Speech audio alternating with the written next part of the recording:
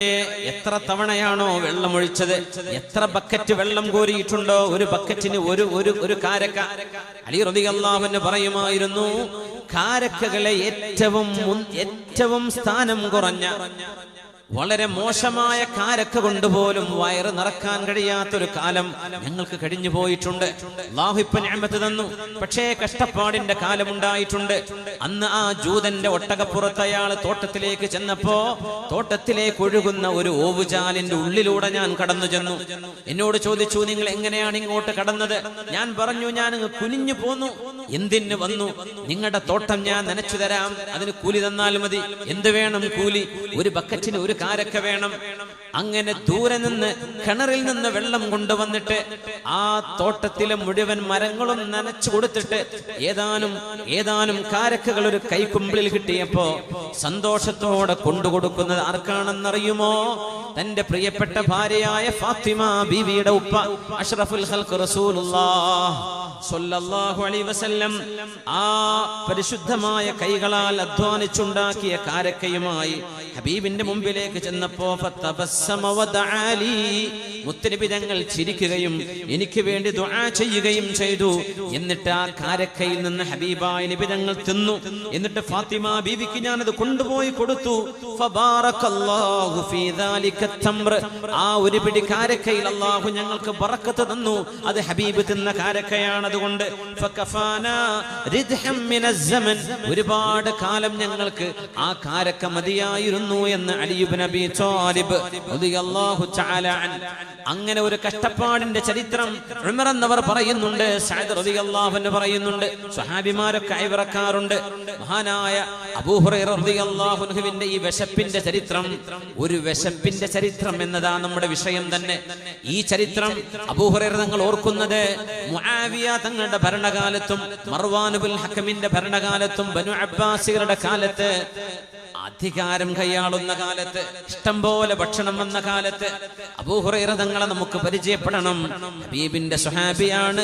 ജബലുസ്സുറാത്തിൽ നിന്ന്, അർദു സഹറാനിൽ നിന്ന് ഹബീബായ നബി തങ്ങളെ കാണാനും മുത്ത് നബി തങ്ങളുടെ അടുക്കത്ത് വന്ന് ദീൻ പഠിക്കാനും വന്ന ഹബീബിന്റെ ശിഷ്യൻ.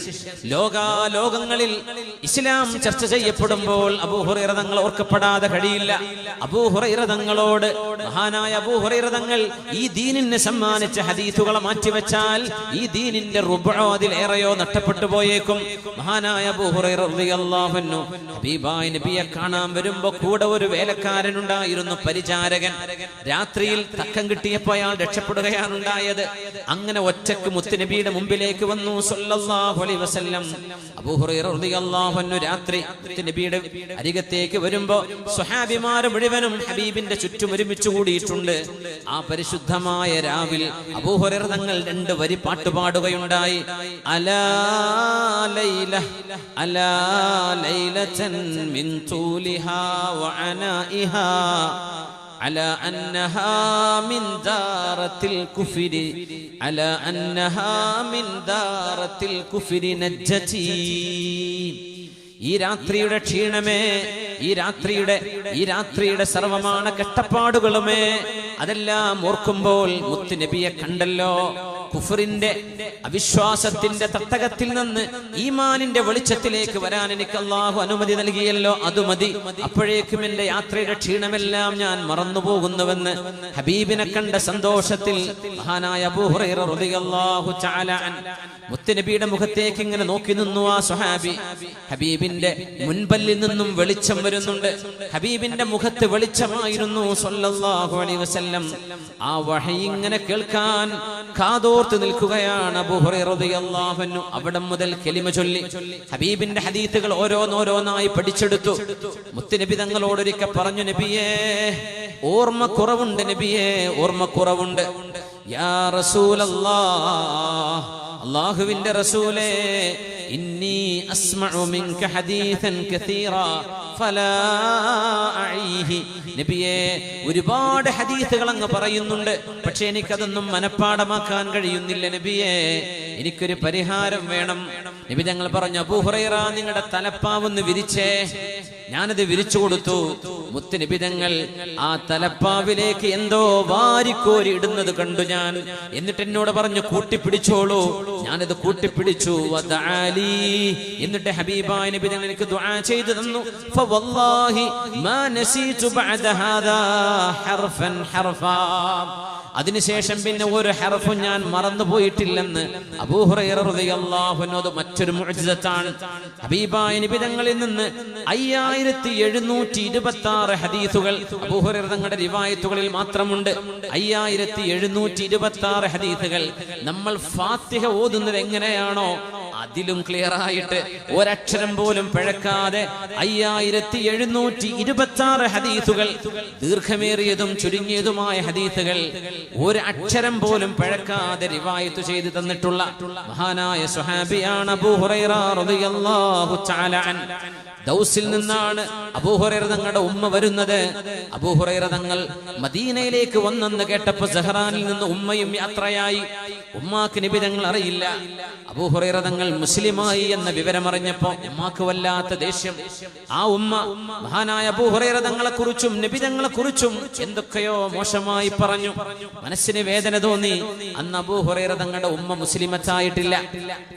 മുത്തുനബിയോട് സങ്കടത്തോടെ നമ്മുടെ സ്വഹാബി അബൂ ഹുറൈറ തങ്ങൾ ചെന്ന് പറയുന്നു, യാ റസൂലല്ലാഹ്, അല്ലാഹുവിന്റെ റസൂലേ, ഉദ്ഉല്ലാഹ ലി ഉമ്മി, എൻ്റെ ഉമ്മാക്ക് വേണ്ടി അങ്ങൊന്ന് ദുആ ഇറക്കണം നബിയേ.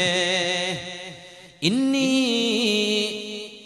ഹബീബായ നബിയേ, ഫഇന്നഹാ അസ്മഅത്നി ഫീക വഫിയ കലാമൻ ഗലീളാ. അങ്ങയെക്കുറിച്ചും എന്നെക്കുറിച്ചും എൻ്റെ ഉമ്മ വളരെ മോശമായത് പറഞ്ഞിട്ടുണ്ട് നബിയേ. എൻ്റെ ഉമ്മാക്ക് വേണ്ടി അങ്ങ് ദുആ ചെയ്തു കൊടുക്കണം. ഹബീബായ നബി തങ്ങൾ ദുആ ഇറക്കുന്നു, അല്ലാഹുമ്മ ഹ്ദി ഉമ്മ അബീ ഹുറൈറ, അബൂ ഹുറൈറയുടെ ഉമ്മാക്ക് ദീനിലേക്ക് ഹിദായത്ത് കൊടുക്കണമേ. നബി ദുആ ഇറന്നു. മഹാനായ അബൂ ഹുറൈറ തങ്ങൾ പറയുന്നു, ഞാൻ വീട്ടിലേക്ക് നടന്നു ചെല്ലുമ്പോ വാതിൽ മുട്ടുമ്പോ ഉമ്മയെ കാണുന്നില്ല. വസമിഅതു ഖശ്ഖശതൽ മാ, വെള്ളം വീഴുന്ന ശബ്ദം കേൾക്കുന്നുണ്ട്. ഉമ്മ കുളിക്കുകയാണ്. ഇസ്ലാം സ്വീകരിക്കുമ്പോൾ കുളി സുന്നത്തുണ്ട്. കുളിച്ചതിന് ശേഷം കലിമ ചൊല്ലുന്ന പതിവുണ്ട്. ഉമ്മ കുളിക്കുകയാണ്. ഞാൻ വിളിച്ചു, യാ ഉമ്മ മാലക്കി, ഉമ്മ എന്തു പറ്റി, നിങ്ങൾ എന്താ വാതിൽ തുറക്കാത്തത്? വാതിൽ തുറന്ന ഉടനെ ഹബീബിനെ കാണുക പോലും ചെയ്തിട്ടില്ലാതെ, മുത്തുനബി തങ്ങളെ കണ്ടിട്ടില്ല ഈ ഉമ്മ. അബൂ ഹുറൈറ തങ്ങൾ നബിയോട് ചെന്ന് പറഞ്ഞല്ല, നബിയെ എൻ്റെ ഉമ്മാക്ക് വേണ്ടി ദുആ ചെയ്തു കൊടുക്കണേ. ഹബീബിന്റെ ദുആയായിരുന്നു അത്. ഉമ്മ പറയുന്നു, അഷ്ഹദു അല്ലാ ഇലാഹ ഇല്ലല്ലാഹ് വ അഷ്ഹദു അന്ന മുഹമ്മദർ റസൂലുള്ളാഹ്, അല്ലാഹു ഏകനാണെന്നും ഹബീബായ നബി അല്ലാഹുവിന്റെ റസൂലാണെന്നും ഞാൻ സാക്ഷ്യം വഹിക്കുന്നു എന്ന് ഉമ്മ കലിമ ചൊല്ലുന്ന വചനങ്ങളാണ് അബൂ ഹുറൈറ തങ്ങൾ കേൾക്കുന്നത്. ഫആദ യബ്കി മിനൽ ഫറഹ്, സന്തോഷത്തോടെ ഹബീബിന്റെ മുമ്പിലേക്ക് ഓടി വന്ന അബൂ ഹുറൈറ തങ്ങൾ, യാ റസൂലല്ലാഹ്